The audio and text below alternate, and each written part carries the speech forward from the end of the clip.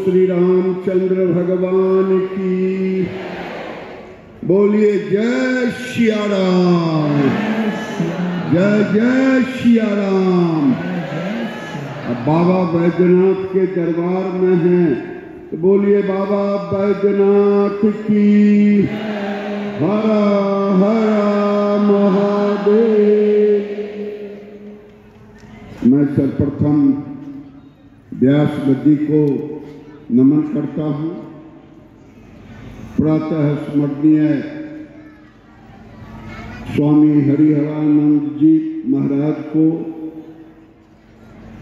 जो मेरा भी सौभाग्य है 2 दशक से ऊपर से इनके सानिध्य में रहने का मौका मिला है, इनके चरणों में प्रणाम करता। सारे साधु संतों को हम चरणों में प्रणाम करता। सारे भक्तों के चरणों में प्रणाम करता। मैं 2-3 निवेदन करूंगा। पहले बहन लोगों से करूंगा तो भाई लोगों से करूंगा। आज जहां धर्म है वहां नारी शक्ति है। किसी भी कार्यक्रम में देखेंगे महाराज जी, पुरुष से ज्यादा महिला ही होती है। पता नहीं गलत है कि सही है। गलत होगा तो कान में बता दिया जाएगा, सही होगा तो छोड़ देंगे, नहीं तो हम बुर्बक बन जाएंगे। एक संत से मैंने पूछा कि आखिर ये महिला ही क्यों ज्यादा आती है। उन्होंने कहा ज्ञान और भक्ति 2 भाई बहन हैं और ज्ञान है पुरुष। अच्छा ये महाराज जी कहाँ के हैं, अच्छा ये महाराज जी कैसे प्रवचन करते, अच्छा ये महाराज, पूरा महाराज जी के कुंडली खंगारे हैं। और बहन है भक्ति, उसको कुछ पता नहीं है कि महाराज जी कहाँ से आए हैं। महाराज जी भगवत भजन कर रहे हैं, कथा कर रहे हैं, उसी में बहन आ जाती है। ये भक्ति के प्रतीक है बहन, और ये ज्ञान के प्रतीक है। मैं बहन से कुछ मांगना चाहता हूं व्यास गद्दी के सामने। देने को तैयार हैं तो हाथ उठा दें। किनके किनके घर में जन्मदिन मनाया जाता है? बहुत अच्छा। और व्यास गद्दी को साक्षी मान करके, क्योंकि संस्कृति का हास हो रहा है। अगर संस्कृति नहीं बचेगा तो फिर धर्म नहीं बचेगा। हम इतने भीरू हैं, अंग्रेज का केवल गुलाम नहीं रहे, बल्कि सब कुछ उनके चरणों में निछावर कर दिया। अब ये बताइए, हिंदू संस्कृति में जन्माष्टमी का नाम कौन कौन सुने हैं? बड़ा अच्छा। जन्माष्टमी में खूब हलवा पूड़ी रात को सहते भी हैं, जन्म हो जाता है, खूब उत्सव मनाते। ये क्रिश्चियन का हमने कॉपी कर लिया। हमारे यहाँ कहते दीपो भवः, अपदीपो, हाँ अपदीपो भवः, अपदीपो भवः, अपदीपो भवः, अपदीपो भवः। महाराज जी ने कहा उन्हें दीपक को ही हम, दीपक के जलते हुए स्वरूप हमारे लिए जिंदगी को दिखाता है। आइए क्रिश्चियन में जो नयका जन्मदिन मना रहे हैं, इसमें केक काटते हैं। कभी देखे कि जन्माष्टमी में केक काटते हुए? नहीं। और मोमबत्ती गाड़ते हैं।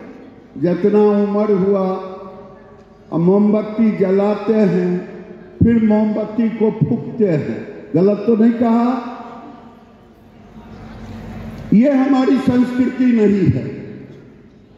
जन्मदिन मनाना हो तो अपने सनातन संस्कृति के साथ मनाएं। और मंदिर नहीं जा सकते हैं, घर में कोई भगवान का फोटो होगा, वहां एक दीपक जलाएं, खूब बैलून रखें, बड़े बड़े होटलों में खाने जाएं, पूरे परिवार समाज के साथ जाएं। ये मेरा निवेदन है। कौन कौन व्यास गद्दी की कसम कि अपने घर में जन्मदिन केक काट के नहीं मनाएंगे? जरा हाथ उठाना। हर हर महादेव। देखिए साहब, मानिए तो देवता, नहीं तो पत्थर। हमने व्यास गद्दी को साक्षी माना है। और कुछ गड़बड़ होगा वो भी धाम में कहे हैं। ये धाम में हम नहीं देखने के लिए आएंगे, देखेंगे बाबा, नहीं तो देखेंगे व्यास गद्दी। पक्का? तो जब ताली बजा करके समर्थन कीजिए। देखिए, दूसरी बात कहता हूं, एक कहानी से। रांची में एक मेरी बहन का लड़का वहीं नौकरी करता। उसके बच्चे डीपीएस में पढ़ते थे। उसने अपने बच्चों को बाबूजी कहने के लिए सिखाया। अब 10वीं कक्षा की छात्रा जब इस बच्ची ने अपने पिताजी के विषय में कहा, मेरे बाबूजी ने ये किया, तो कहा बाबूजी होते क्या है? आज मैं सच्ची बात कह रहा हूं। धीरे धीरे, मैं बिहार का रहने वाला हूं। मधुबनी गया। मधुबनी में 71-72 की बात है। 2 दिन रहा। मैं कहा जा रहा हूं, संबंधी के यहाँ गए थे। एक गांव के परिवार के बुजुर्ग थे।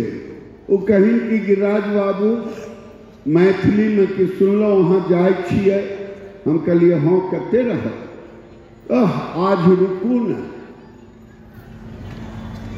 मोहन के बेटा के जन्मदिन है। तो मैंने पूछा, सीताराम नाम था, सीता कक्का, आपने अपने बेटे का जन्मदिन मनाया था? तो कहा, ओह, पहले पुराने जमाने में बहू को कन्या कहते थे मिथिला में। कहा, ओह, ये सब कन्या का खेल है। फिर थोड़े ही देर में उनका पोता आया। कहीं आओ आओ डब्बू, गिरिराज बाबू को प्रणाम कर।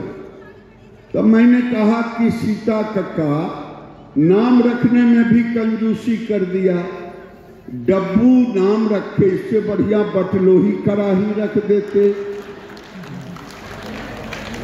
मैं सोचने लगा, पहले नाम रखा जाता था बेटी का, हमारे यहाँ देवी का इतने नाम है, भगवान का इतने नाम है, डब्बू का कहाँ से आ गया?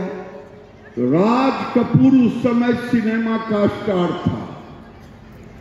उसके बेटे का नाम डब्बू था, तो हमने डब्बू रख लिया। अगर कराही होता तो कराही रख लेते। आजकल मैं एक बार गया, यहीं पर देवघर के बगल में बांका जिले में पार्टी के काम से। मैंने पूछा